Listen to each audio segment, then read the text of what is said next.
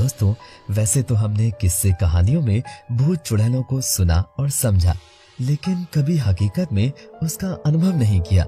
कोई कहता कि भूत होते हैं तो कोई कहता कि चुड़ैल होती है, लेकिन हकीकत क्या है आज तक कोई नहीं कह सका। हमारी आज की कहानी भी कुछ इसी पहेली में फंसी हुई है। आकाश और उसके 3 दोस्त जो कि एक साथ एक ही कॉलोनी में रहते थे। आकाश का दोस्त नीरज हमेशा से उससे कहता था, दोस्तों मैं सोचता हूँ कि कभी ऐसी चुड़ैल हाथ लग जाए जो मेरी सारी इच्छा पूरी कर दे, ढेर सारे पैसे, ऐशो आराम की जिंदगी दे दे। काश कोई ऐसी चुड़ैल या भूत जिन्न मिल जाए मुझे।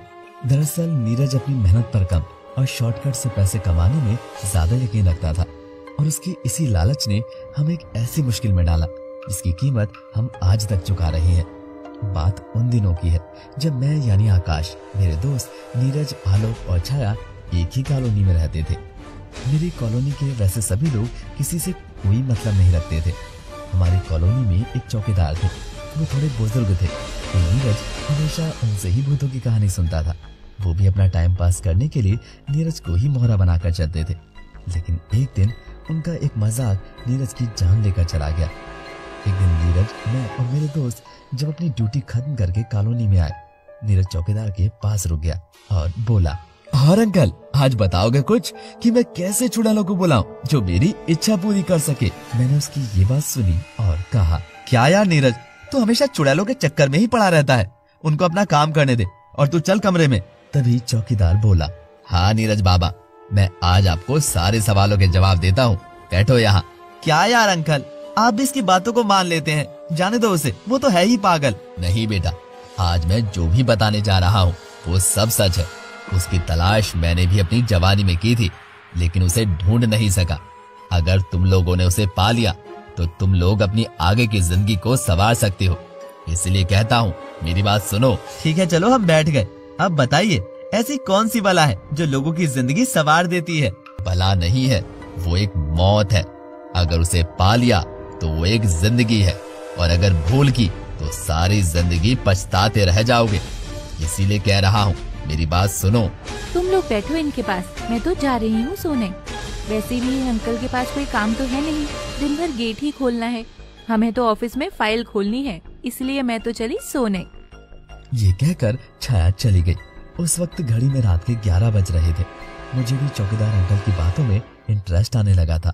मैंने कहा, लेकिन अंकल ऐसी कौन सी मौत है जो मिल जाए तो जिंदगी बना देती है और ना मिले तो मौत से बदतर?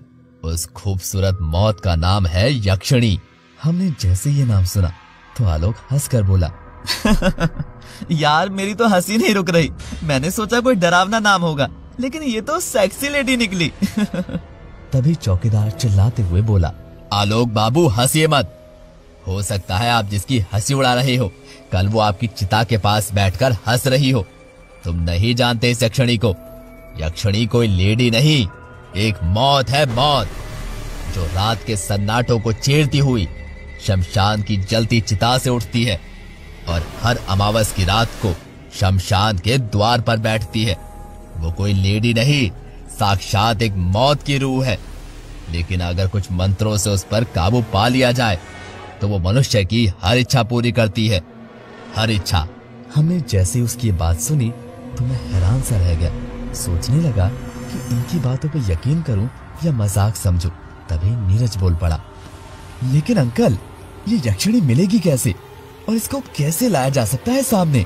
अगर तुम्हें हिम्मत है मौत से आंख मिचोली खेलने की तो आज की रात के चौथे पहर यानी 3 बजे अपनी कॉलोनी से दूर जो एक शमशान घाट है उसी के द्वार पर वो मिलेगी।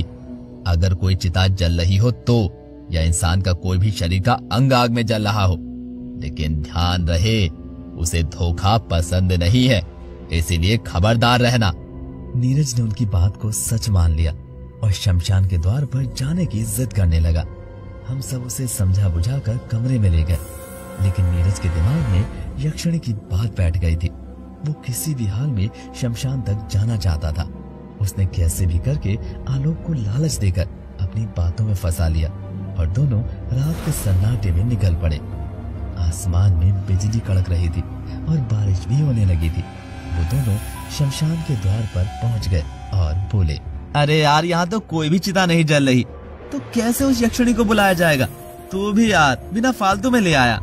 बात तो सही कह रहा है, लेकिन उस चौकीदार ने ये भी तो कहा था कि अगर इंसान का कोई भी अंग जल रहा हो तो वो जरूर आएगी।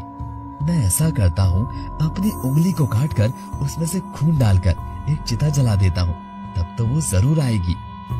पागल तो नहीं हो गया तू? चल यहाँ से, देख कितनी तेज बारिश हो रही है और इस बारिश में चिता कैसे जला लेगा तू? नहीं आलोक, आज अगर मैं यहाँ तक आया हूँ तो अपनी किस्मत को उस यक्षिणी से बदलवा कर रहूंगा, चाहे मुझे उसके लिए अपनी चिता ही क्यों न जलानी पड़े। नीरज आलोक की कोई बात नहीं मानता और कुछ लकड़ियों के ढेर से एक छोटी चिता बना देता है और अंत में अपने गले पर छुरी रखकर काटने लगता है। तो आलोक रोकते हुए कहता है, तू होश में तो है? ये क्या कर रहा है तू? मैंने सुना है कि गर्दन के हिस्से में जो खून होता है उसकी खुशबू से आत्माएं जल्दी आती हैं, इसलिए तू शांत रह थोड़ा। नीरज अपनी गर्दन को छुरी से थोड़ा काट देता है और चिता पर चारों ओर खून डाल देता है। आसमान में बिजली गरज गरज कर शमशान की तरफ आ रही थी। अगले पल जो होने वाला था उससे आलोक अनजान था। नीरज ने लाख कोशिश की, लेकिन बारिश इतनी तेज थी कि उस चिता में आग ना लग सकी। तभी नीरज बोला, अरे ये जल क्यों नहीं रही? यार तू भी पागल है, बारिश में कभी आग लगी है जो आज लग जाएगी? आलोक के इतना कहते ही मानो आसमान में बारिश थम गई और हवाएं चलने लगी।